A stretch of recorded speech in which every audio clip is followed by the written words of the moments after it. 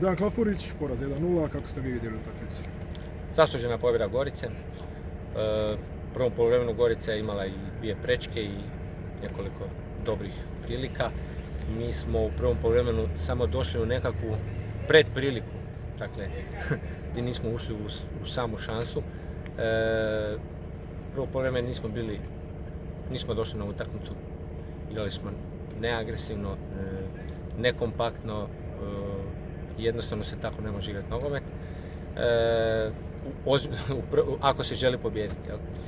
Da bismo pobjeđivali moramo stvarati prilike, a toga danas nije bilo. Drugo poluvreme smo bili nešto kompaktniji, bolje. Apsurd je da smo u drugom poluvremenu dobili gol, ali normalno Gorica je to zaslužila tokom cijele utakmice i danas nismo bili dobri. U kojem trenutku se trebamo zabrinuti za Slaven Belupo, jer sad već dugo vremena nema ni prilike, nema ni gola? Pa ne, to je moj posao, jel? Naravno, ja tu preuzimam odgovornost. Na treninzima radimo dobro, međutim to se treba ispoljiti na utakmicama, taj rad na treninzima, i ja vjerujem da će to doći.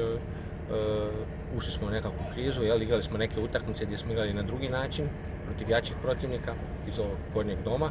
Mi smo to odradili i tu smo čak i nekakvu bodovnu zalihu stekli, iz tih utakmica, neočekivano, ali naravno da moramo biti bolji protiv konkurenta.